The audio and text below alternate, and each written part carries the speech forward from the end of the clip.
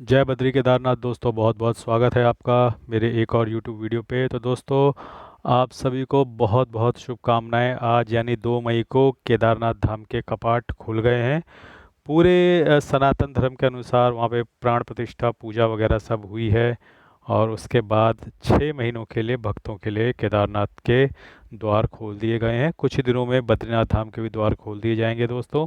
अब क्योंकि हमारे इष्ट हैं बद्री केदार, हम रोज़ उनका नाम जपते हैं, तो आज उनके द्वार खुले हैं। तो एक स्पेशल मेंशन केदारनाथ जी के लिए कि आप वहाँ जा सकते हैं अगले 6 महीनों में और वहाँ दर्शन कर सकते हैं। याद रखिएगा कि वहाँ पर बहुत ठंडी पड़ती है और ऑक्सीजन की भी थोड़ी कमी होती है, तो बर्फ़ वहाँ पे पूरे साल रहती है। अभी तो बहुत ज़्यादा बर्फ़ है वहाँ पे, तो अगर आप वहाँ पे जा रहे हैं तो रजिस्ट्रेशन करवा के जाइएगा उत्तराखंड सरकार से, और पूरे गर्म कपड़े वगैरह लेकर जाइएगा, क्योंकि नीचे मैदानी भागों का टेम्परेचर और केदारनाथ धाम जी के टेम्परेचर में बहुत अंतर है। वहाँ अभी भी रात में -4 -5 टेम्परेचर है। चारों ओर अभी भी बड़ी बड़ी बर्फ़ की चट्टानें वहाँ पर खड़ी आपको नज़र आ जाएंगी। बर्फ़ के पहाड़ काट के रास्ता तो बना दिया गया है। जब आप केदारनाथ धाम जाएंगे तो आप बर्फ़ के पहाड़ों के बीच से होते हुए जाएंगे, तो दोनों तरफ बड़ी बड़ी दीवारें होंगी बर्फ़ की और बीच में से रास्ता होगा, तो वहाँ पे भी ठंड लगेगी। और वहाँ जो केदारनाथ धाम आप पहुँचेंगे तो वहाँ भी। तो चलिए, आज 2 मई हो चुकी है और सबसे पहले देखते हैं कि इंडेक्सेस कैसा परफॉर्म कर रहे हैं। तो इंडेक्सेस निफ्टी 50 जो इस वक्त सुबह लगभग 12 बजे का समय है और -0.07% है। तो अभी थोड़ी देर पहले तक ये 1% ऊपर था, 24,500 भी क्रॉस कर गया था निफ्टी। तो उसके बाद से अचानक इतना शार्प फॉल आया है। और शार्प फॉल दोस्तों कब आता है? जब एक्चुअली में विक्स हाई होता है। तो नीचे मैं आपको दिखाता हूँ, एक विक्स है, इंडिया विक्स, ये 18 चल रहा है। जनरली अगर इंडिया विक्स 14 के ऊपर होता है ना, तो इसका मतलब ये होता है कि ड्यूरिंग द डे कभी भी शार्प अप एंड डाउन हो सकता है। इसका मतलब ये होता है कि वोलेटिलिटी हाई है। तो जो लोग नए हैं मार्केट में, जिन्हें नहीं पता कि इंडिया विक्स क्या होता है, तो उनकी जानकारी के लिए मैं बता देता हूँ कि इंडिया विक्स भी आप ट्रैक कर सकते हो। जिस तरीके से आप निफ्टी ट्रैक करते हो या मिड कैप निफ्टी ट्रैक करते हो, उसी तरीके से आप इंडिया विक्स भी ट्रैक कर सकते हो। ये सब चीज़ें मैंने ट्रैक की हैं जब मैं एफ किया करता था, लेकिन एफ में हाथ जल गए और बहुत नुकसान हुआ, क्योंकि 93 to 97% of the trader make loss in F. और मैं कोई अपवाद नहीं था, एक साधारण सा इन्वेस्टर था। लेकिन उन दिनों मैंने ये सब चीज़ें सीखी थी, तो विक्स मुझे पता है जब 14 से ऊपर होता है तो वाइल्ड स्विंग आते हैं। तो उसी तरीके का एक वाइल्ड स्विंग आया, सीधा 1-1.25% निफ्टी को नीचे लेकर आ गया और अब उस निफ्टी नेगेटिव में चला गया। बैंक निफ्टी अभी भी थोड़ा बहुत पॉजिटिव में बना हुआ है, लगभग 0.16%। आइए चलते हैं हम अपने इंपॉर्टेंट इंडेक्सेस की तरफ जो हमारे म्यूचुअल फंड पोर्टफोलियो को इम्पैक्ट करते हैं। मिड कैप 50 लगभग 0.58% डाउन है।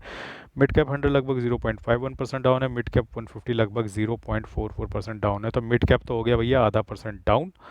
और स्मॉल कैप 100 0.21% अप है। स्मॉल कैप 50 0.14% अप है। स्मॉल कैप 250 0.01% अप है। तो ब्रॉडर इंडेक्स जो है वो ऑलमोस्ट फ्लैटिश है।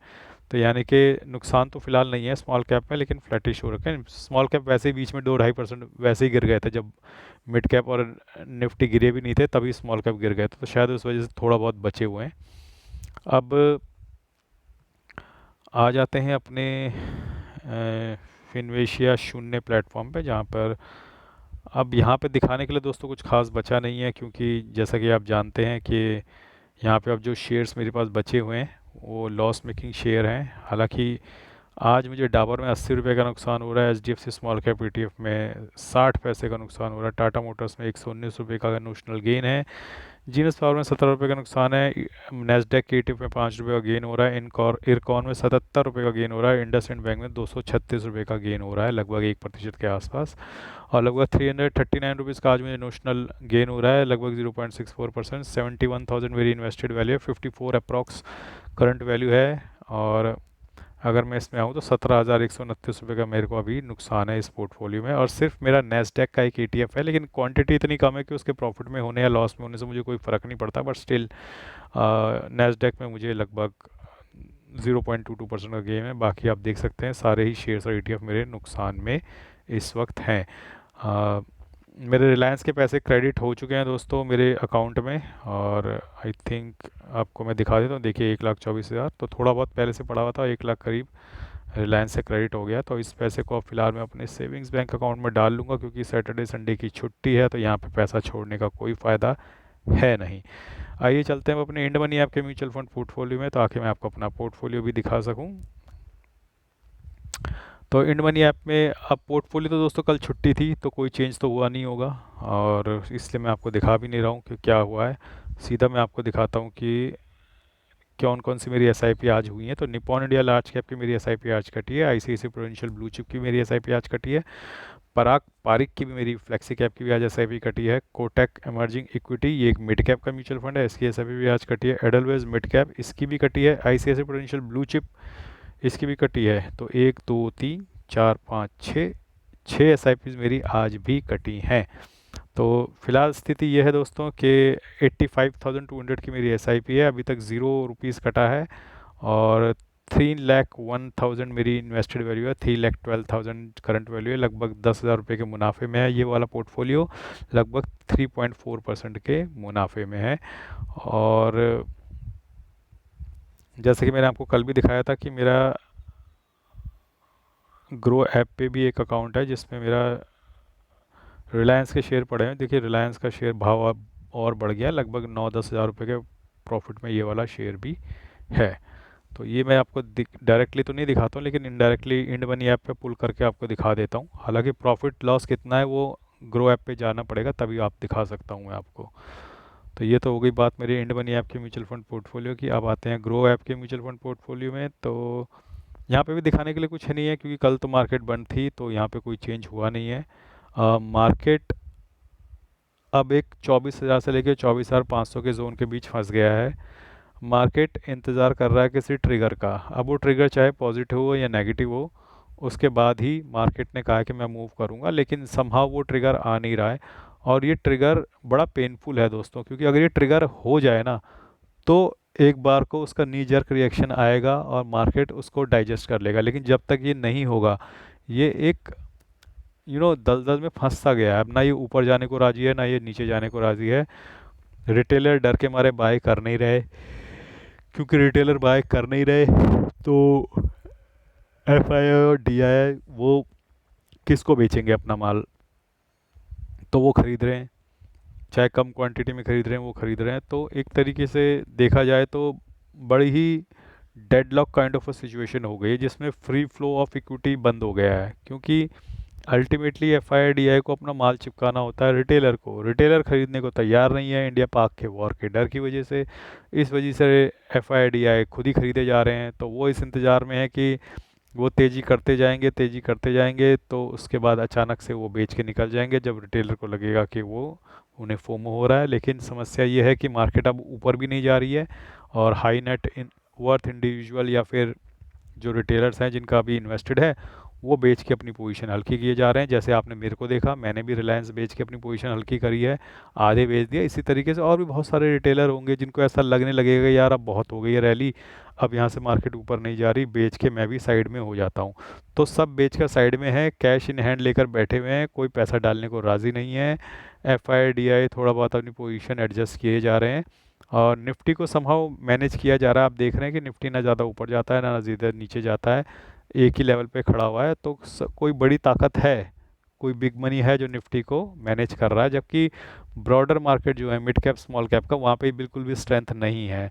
बीच में थोड़ी बहुत स्ट्रेंथ पकड़ी थी मिड कैप और स्मॉल कैप ने, बिकॉज ऑफ डिफेंस, क्योंकि डिफेंस 2-3 दिन के अंदर ही 10-12% भाग गया था।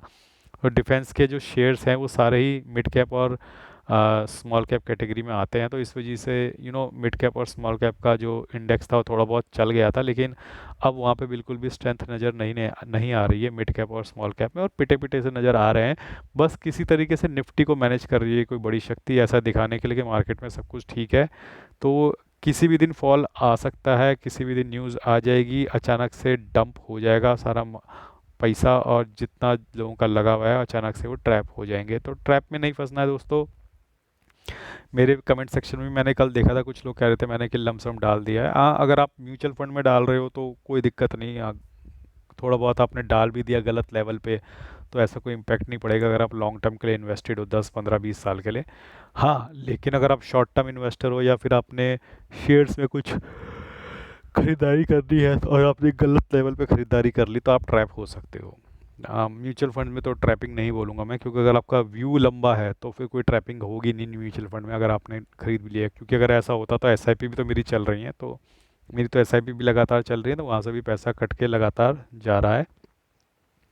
तो दोस्तों आई थिंक इस वक्त बेवकूफ़ी होगा मार्केट में कोई बड़ी पोजीशन बनाना अगर आप शॉर्ट टर्म ट्रेडर हो। बाकी म्यूचुअल फंड में अगर आप बड़ी पोजीशन बनाना चाहते हो और लंबे समय तक इन्वेस्टेड रहना चाहते हो तो आज भी अच्छा समय है, कोई बुरा समय नहीं है।